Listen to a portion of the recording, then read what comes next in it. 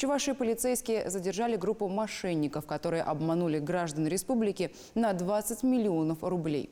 Злоумышленники успешно адаптировались под сложную эпидемиологическую ситуацию. Киберпреступники открыли охоту на продавцов товаров в интернете. В центре внимания все те, кто размещают объявления о продаже. Мошенники выдают себя за покупателей и заманивают потенциальных жертв на сторонние ресурсы.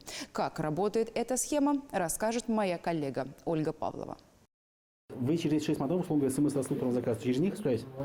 Да. Да. Через эти 6 модемов?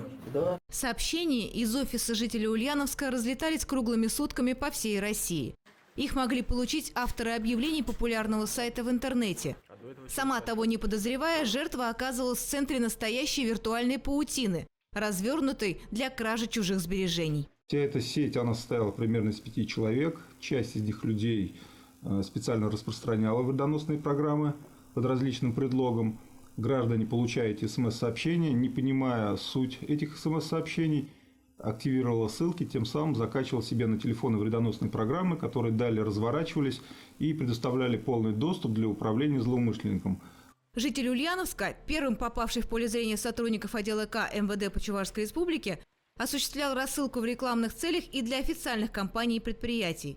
Все необходимое оборудование у него для этого имелось. За деньги взялся помочь и мошенникам, особо не задумываясь, что эти СМС по сути крючок, на который впоследствии клюнет жертва и потеряет свои деньги. Лишних вопросов здесь задавать не принято, тем более, что ни организатора преступной схемы, ни своего непосредственного заказчика рассылщик не знал. Нет, точно нет, я его ни разу не видел. При обыске у рекламного специалиста полицейские изъяли свыше 5000 сим-карт, часть из которых использовалась в криминальных целях. От него следы повели в Ярославскую область, а затем в Санкт-Петербург, где располагался сервер, с помощью которого действовала вся эта мошенническая сеть. Причем зарегистрирован этот сервер был за пределами Российской Федерации. В доме владельца рабочей станции был проведен обыск.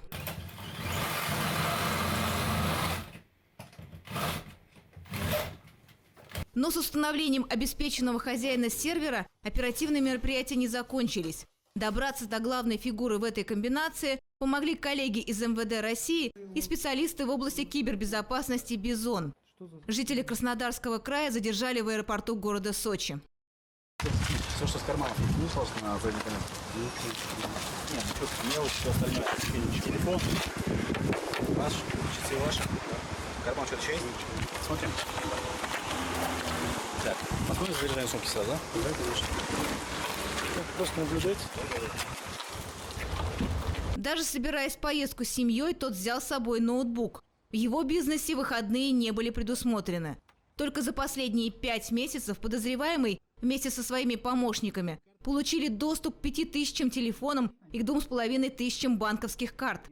По оперативным данным, группа действовала в течение 5 лет, похитив в общей сложности более 20 миллионов рублей. За это время предполагаемый организатор уверовал в собственную неуязвимость. Как при задержании он сказал, как вы меня поймали, я сделал все правильно. То есть он принимал определенные меры для того, чтобы его не задержали, скрывался в интернете, использовал анонимайзеры, использовал каналы, те же самые, которые не подвергаются расшифровке. Общался между своими помощниками, они друг друга в лицо не знали, только посредством сети интернет. Основной фигурант уголовного дела по части 3 статьи 159 Уголовного кодекса мошенничества и его сообщники были весьма технически подкованы. По оперативным данным, именно организатор усовершенствовал под своей цели известный компьютерный вирус, с помощью которого совершались кражи со счетов граждан по всей России, в том числе у жителей Чувашии. Расследование продолжается.